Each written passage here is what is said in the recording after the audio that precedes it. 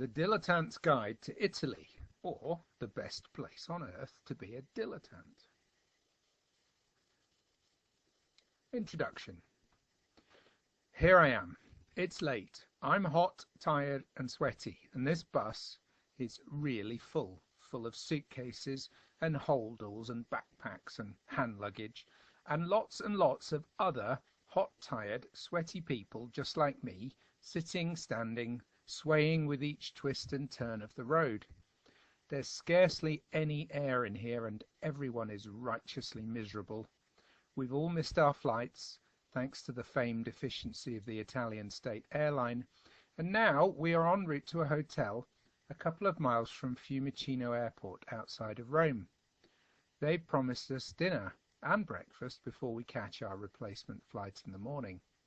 But at this moment, all I can think about is a shower and air conditioning.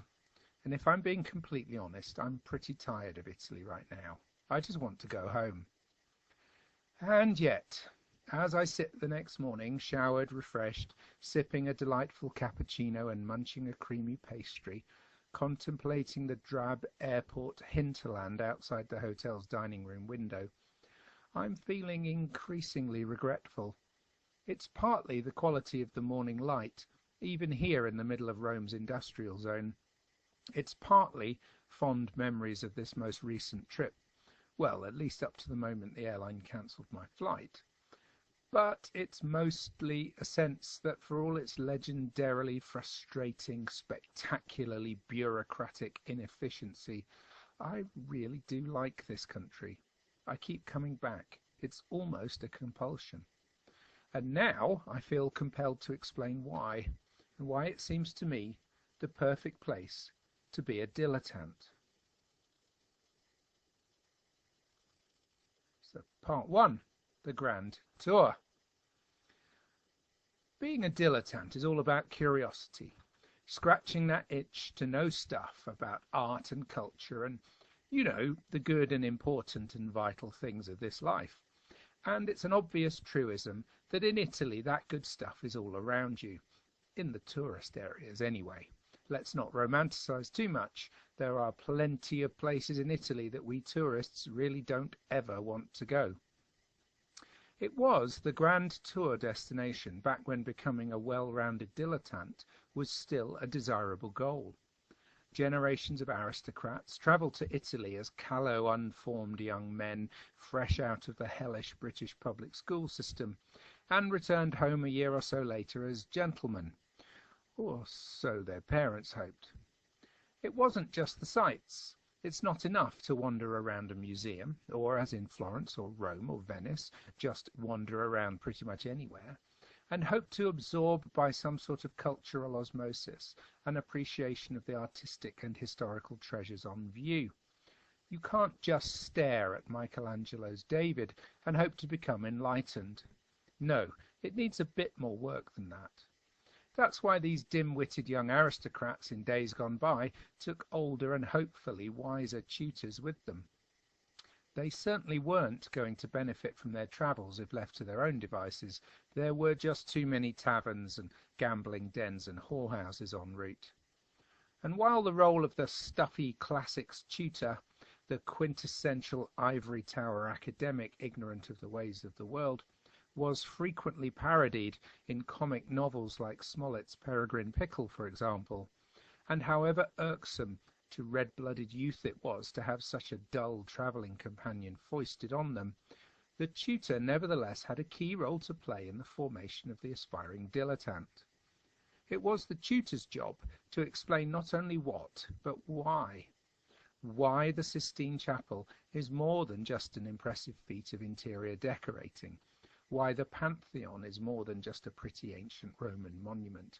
Why any of this old stuff is relevant to a well-rounded dilettante's education at all. These days, and let's be thankful for progress, we can easily be our own tutors. Guidebooks and apps and websites and you name it. Finding out facts has never been simpler. But the why of it still needs a little bit more work. Fortunately, it's no harder than taking a stroll through the Vatican. Part 2. A Bridge from the Past. For me, one of the most exciting things about seeing the Sistine Chapel, apart from all the crowds and the queuing and the angry guards telling people off for taking photos, naturally, is what you get to see on the journey through the labyrinthine Vatican corridors beforehand. They have so many amazing treasures, actually too many. You just simply won't have time on one visit to stop and admire them all. But if you pause nowhere else, you really should pause for a while in front of a striking life-size sculpture of an old man and two youths intertwined by massive snakes. It's known as the Laocoon group and depicts a nail-biting moment in the Trojan War story, just after the Trojan priest, that's the splendidly bearded man in the middle, whose name is Laocoon, has tried to dissuade his countrymen from falling for the trick of the Trojan horse. As Virgil vividly tells it in Book 2 of the Aeneid, Laocoon warned the Trojans not to accept the apparent gift of the giant wooden horse. Timeo Daneos et dona ferentes, he says, or in the English paraphrase, beware of Greeks bearing gifts. But Athena is angry with the priest's intervention and sends sea snakes to strangle him and his two sons. Suitably horrified, the Trojans make the fatal mistake of bringing the horse into the city. This is one of the most vividly realistic of all ancient sculptures. It captures the moment in almost photographic detail. The agonized writhing of the figures, the contortions of their muscular torsos, the pain and distress on their faces. The sea serpents are supple and strong and fast. The two boys, innocent surely, seem terrified and confused at their unexpected fate. Laocoon himself lifts his shockingly curly-haired head to heaven as if beseeching the gods. In vain, of course, for the Olympic gods never play fair. There's no divine redemption on offer this day. This amazing sculpture is almost certainly the very one described by the elder Pliny in his books on natural history as being housed in the palace of the Emperor Titus in the 1st century AD. It was rediscovered in 1506, buried in a Roman vineyard. One of the people on hand to see it emerge from the ground was Michelangelo. This was not long after he had completed his David back in Florence, and just 2 years before he began work on the Sistine ceiling. When you do finally get into the chapel and look up, notice all the twisted, contorted male nudes scattered across the ceiling, none of whom seem to have any role to play in the biblical scenes depicted. Instead, the poses of these ignudi echo the Laocoon figures. Like the other artists fostered by the Florentine Medici dynasty, Michelangelo had received a humanist education, which in painting and sculptural terms meant a rediscovered Greco-Roman appreciation for the beauty and expressiveness of the human figure, even the terrible beauty of the Laocoon group. On the Sistine ceiling, the artist attempts to reconcile this pagan celebration of the corporeal body with the Church's insistence on the primacy of the spirit. The Sistine ceiling is an essay on Renaissance humanism. The confluence of the ancient, medieval and modern is striking and unique. The Homeric epic of Troy, the iconography of the medieval church, and the forward-looking Renaissance ideals of the humanists. 3 great strands of Western culture, all in one place, only in Italy. Oops, wrong way. Let's try that again. Part 3. A classical education. Being in Italy throws into focus the advantages of an old-fashioned classical education. I don't mean being able to read Latin and Greek, though I'm not going to argue that's a bad thing either, but more broadly an appreciation of the ancient world and its cultural, artistic and intellectual contribution to ours. Yes, it's right in a multicultural era to broaden our horizons beyond the Mediterranean confines of the Greeks and Romans, but it's also undeniably the case that much of what we value in our modern liberal democratic society is a direct legacy of those 2 Promethean civilizations. Michelangelo might have been able to smuggle some non-canonical images onto the Sistine ceiling at the beginning of the 16th century, thanks in part to the support of a humanist pope. But a few decades later, he would not have been granted such a free hand. As the reactionary forces of the Counter-Reformation gained ascendancy, in 1600 the mystic priest Giordano Bruno was burned at the stake for holding various heresies, including the Copernican hypothesis, and in 1633 Galileo was forced to recant his view that the earth moves round the sun. But the strident efforts of the Inquisition notwithstanding, scientific and intellectual progress proceeded apace, and our modern world began to be born, albeit painfully and, as is ever the way of things, in the teeth of fundamentalist religious opposition. And yet this revolution in our understanding of the universe would scarcely have been possible without, yes, a lot of help from the ancients. The rediscovery of Greek science and philosophy, transmitted to Renaissance humanists via great Roman writers like Cicero, shattered forever the mental shackles of medieval superstition. Once the majestic Epicurean physics of Lucretius's De Rerum Natura began to be circulated, in Italy at first, then right across Europe, the comfortable dogmas of the Church were inevitably doomed.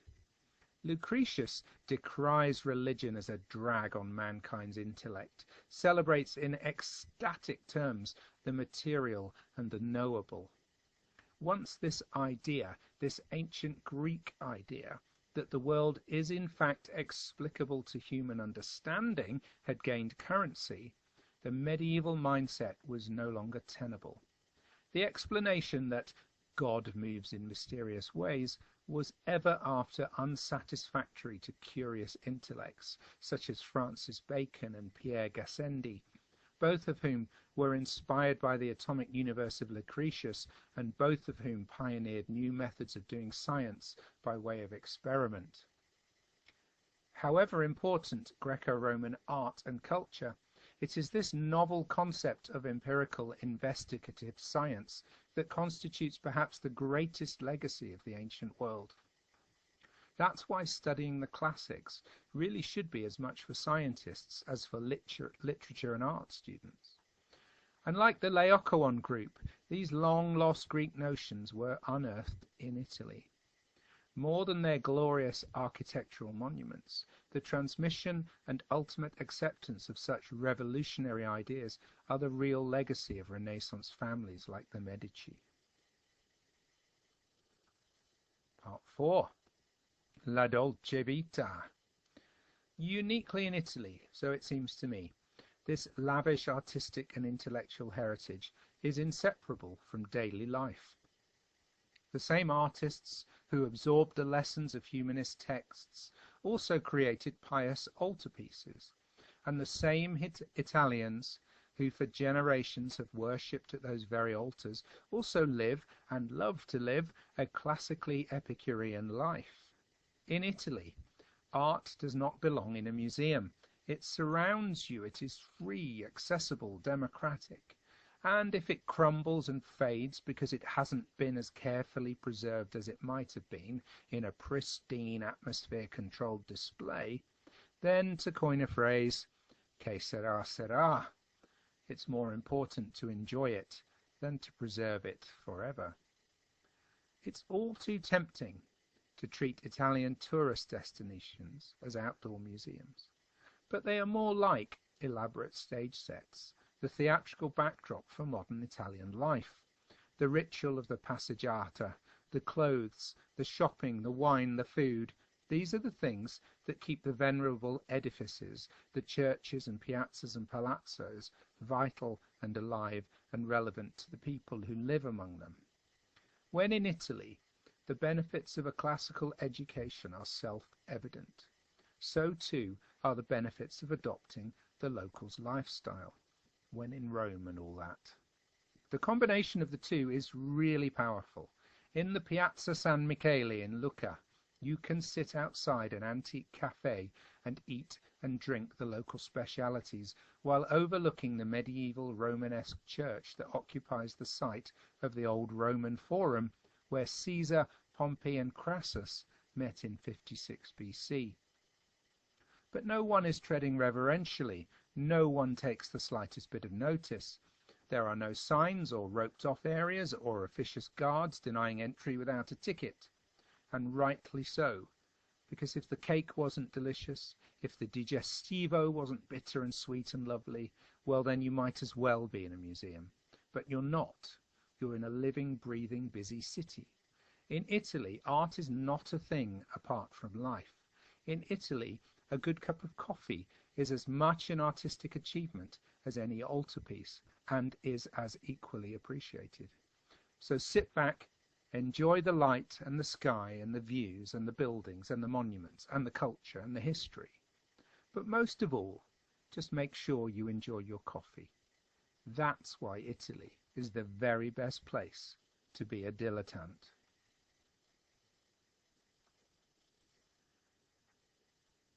And if you enjoyed that and would like to see more, please check out the blog. You'll find the transcript of the essay and others.